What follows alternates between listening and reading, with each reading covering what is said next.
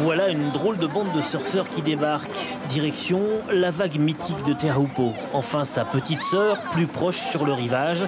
Et pour se mettre à l'eau aujourd'hui, la tenue correcte est exigée. On nous a demandé d'avoir le costume traditionnel, donc j'habille les garçons pour qu'ils aient un pareo et une couronne sur la tête. C'est bizarre et je l'ai jamais fait. Donc, ça fait un peu honte en fait. Ouais, voilà, ça fait un peu honte. Non.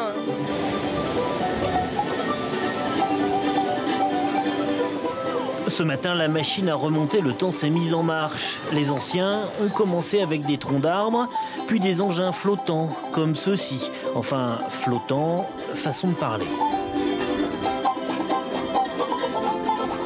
Très dur, mais en fait ça coule cette planche.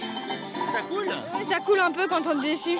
Et en plus, pour passer les grosses vagues, c'est quasiment impossible. Les ancêtres, je sais qui est arrivé, mais ils devaient s'entraîner tous les jours.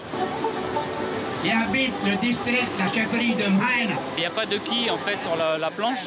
Il n'y a pas non plus de rocker, donc c'est tout plat. Et l'avantage c'est que ça va super vite dans la vague. C'est plus dur à attraper les vagues, on ne peut pas surfer des grosses vagues. Dans l'eau, les planches n'ont jamais autant mérité leur nom. Et sur la terre, les Tahoua font revivre l'époque des premiers surfeurs. Alors, jadis, les surfeurs masculins et féminins, ils étaient nus. La compétition consistait à venir tout droit du lac vers le rivage. Il n'y a pas de figure à faire. Aujourd'hui, ils sont plus habillés, mais leur démonstration est toujours aussi fascinante pour les spectateurs. Je pense qu'ils sont expérimentés quand même. Ça se voit que c'est des locaux. Ouais, je pense que ça doit être difficile. C'est le GIE Tahiti Tourisme qui a organisé cette journée avec un objectif allier tourisme, culture et environnement.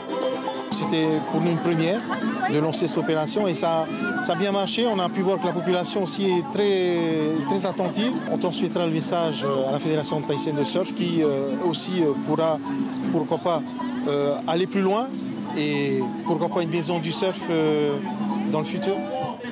Les touristes emmenés pour l'occasion ont certainement été séduits. Beaucoup auront appris que d'après la légende, c'est ici, à Teahupo'o, que le surf est né, il y a bien longtemps.